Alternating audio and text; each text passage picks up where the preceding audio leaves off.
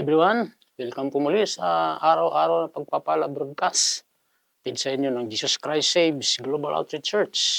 Pumuli ang iyong lingkod, Pastor Charlie Dakotanan from GCSGO Camarin Family. Ang maghatid sa inyo ng mensahe ng Diyos.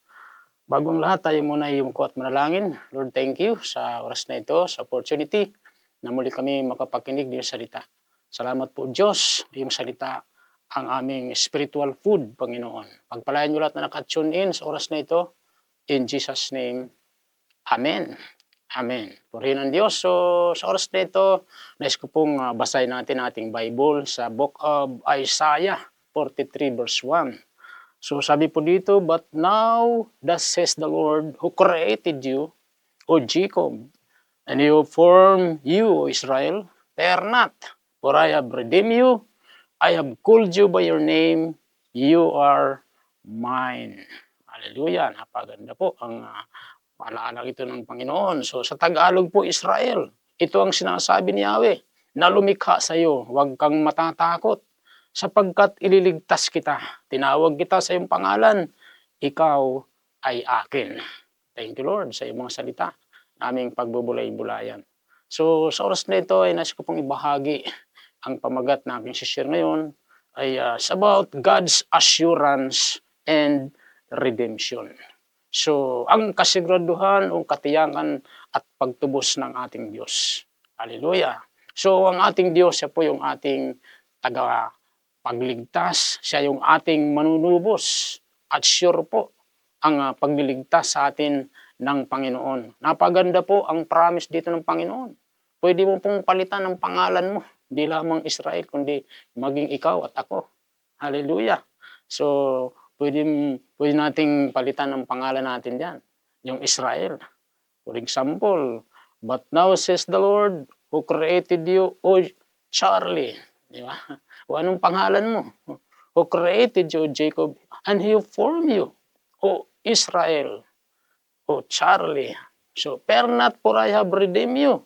I have called you by your name, you are mine. Hallelujah. So, sa panahon natin ito mga kapatid, ang mundo natin ay napakasama. Maraming mga nakakatakot. Pero sinasabi ng Diyos, huwag tayong matakot. Amen? So, hindi tayo dapat matakot. Bakit? Siyang Diyos na ating sure na manunubos. Hallelujah. So, nais ko pong bigyan po ng emphasis po yung salitang, yung verse 1 po. O yung verse na ito na ating binasa sa Book of Isaiah, chapter 43, verse 1. So sabi diyan, Israel, ito ang sinasabi ni Yahweh na lumikha sa iyo. Huwag kang matakot sapagkat iniligtas kita, tinawag kita sa iyong pangalan, ikaw ay akin. So ano po ang maikling pagpapaliwanag po dito? So this verse emphasizes God's role as creator and redeemer. Binibigyang diin ng talatang ito ang papel ng Diyos bilang manlalalang o tagapagligtas. He personally addressed His people, so reminding them of their unique relationship with Him. Hallelujah.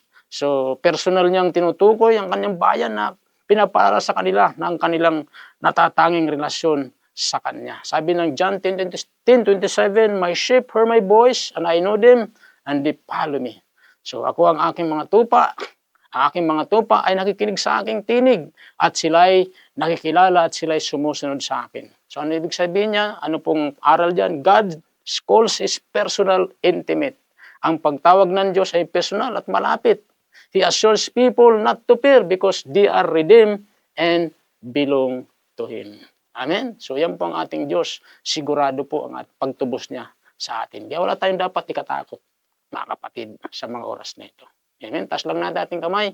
Lord, salamat po sa oras na ito na ikaw ang aming manunubos. Tiyak ang pagtubos mo sa amin.